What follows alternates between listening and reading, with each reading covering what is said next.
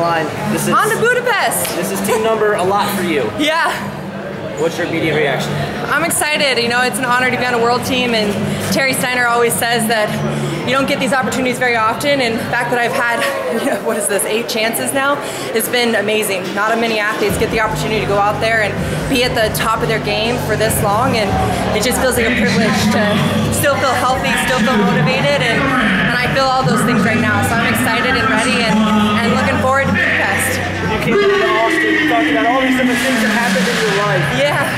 Now that you've accomplished one goal, getting on the team, can you go back again and tell us how all those things kind of helped you get back to this point? Yeah, absolutely. You know, after a loss at the Olympics, I just felt like wrestling had, I don't want to say held me back. I've grown so much within wrestling, but I focused so much on my life within the wrestling world that other things felt a little bit neglected. But I graduated from college, started my master's, moved across the country. I've lived in a dorm my entire life. I moved out of high school into a dorm at the Olympic Training Center, and it's just a challenge to learn how to cook for yourself and, you know, just do some basic things. And so I got to experience that on a little bit tough level. You know, you lose your national team scholarship, you're not making any money, and you have shoulder surgery, and my husband was away training, and so I called him and was like, hey babe, like, glad we're getting married. I had a job and insurance, and now I have a bum arm and no job. So I had an interesting year for sure, but I had so much support from my family and friends, and really they helped me get back on a good path. I wasn't ready to step back on the mat right away, and they were there with gentle nudges being like, no, you still need to wrestle. No, Adeline, you know, don't go over there, come back over here. So I got to at least spread my wings a little bit and see what else is out there in the world. The world's a little scary. Came back to wrestling. It's scary too, but I still think I have a gift that can be developed here on the wrestling mat, and I'm kind of excited to set some new goals and hit some new moves and be on some posters thrown people. So that's going to be the goal this summer, is just kind of make a highlight reel and save some of my highlight matches for those big events like the World Championships. So I don't know if you'll see me competing as much this summer, but I think you will see some pretty high level matches when you do see me step on the mat. When were you ready, Adeline, and how did you know? How did you know you were ready to come back? No, I didn't at all. It was like Japan, Terry threw me out there, and the weights just adjusted. I was kind of small for the 76 division. I wanted to go down to 72. When they made it non-Olympic, I was like, I don't know if I want to do this. So I did well there, but it was the Japanese team. They brought a really young woman.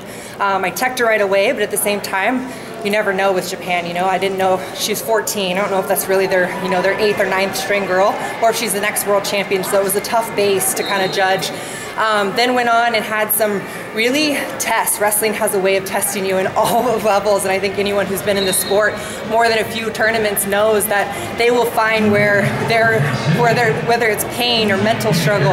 I went into Russia World Cup, 2 back-to-back tournaments, and Sarah Hildebrandt and I got food poisoning, and we were so sick for like 2 days straight at the tournament. I mean, throwing up in between every match, chills in the corner, Terry tapping us and saying like, hey, do you want to wrestle this next match? And I couldn't get in my stance because I was so sick, and that was the last thing I wanted to feel was that kind of pain, you know, that wrestling struggle. And I made it through. I wrestled awesome that tournament. I threw some people. I wrestled high-level women, and I realized that I really do have something special within this sport. And coming out of that, it's not fun to do, but it was important to go through, and it's important to kind of see that I was excited about being with my teammates. I was excited even to be sick with my teammates. So I think that's a good point that you know you're in the right place at the right time if you're willing to be trading off, throwing up in the bathroom with one of your teammates for that kind of struggle. So I still feel like I'm in the right place at the right time, but I think it's a constant battle with all of us, you know.